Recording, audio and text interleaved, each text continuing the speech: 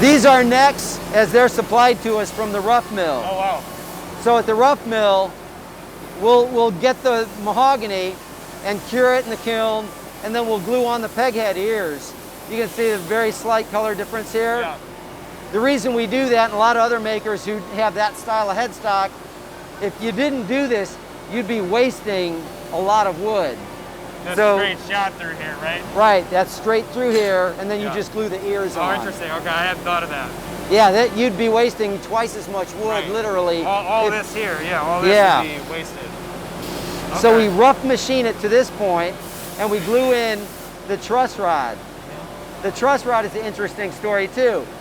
A lot of people don't realize Gibson invented the truss rod in 1921. Not only does it reinforce the neck and allow adjustment, but the cool thing that I like to talk about is it also coincided with the timeline of adding a pickup and electrifying the guitar, right? So prior to the truss rod and pickups, guitars were played in a finger-style classical or parlor or strumming folk method, right? With the truss rod, that allowed us to have a thinner neck. And prior to that, necks were a lot deeper and typically V-shaped so they wouldn't be too cumbersome. And that allowed us to use steel strings. With a truss rod, now we can have a thinner neck, and that thinner neck allowed pioneers like Charlie Christian to now play single note lines up and down the neck.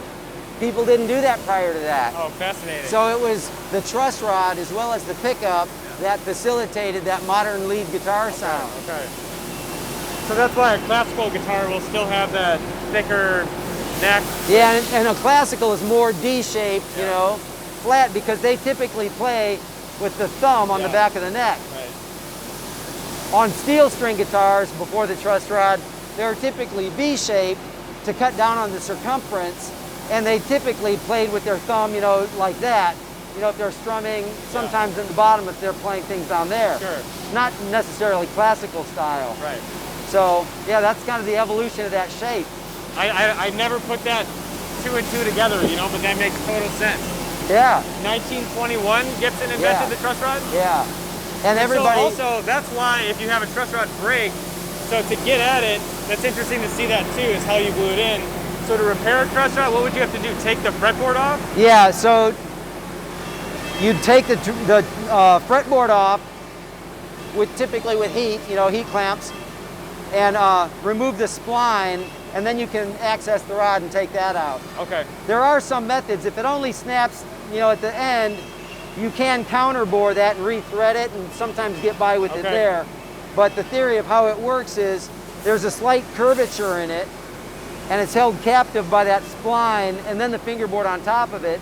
So as the neck pulls forward and you tighten it, it wants to straighten itself out, right? So it's pulling itself straight like that. So, yeah, so it allows that adjustment and allows the neck to be thinner because of that reinforcement. Virtually everyone uses a truss rod.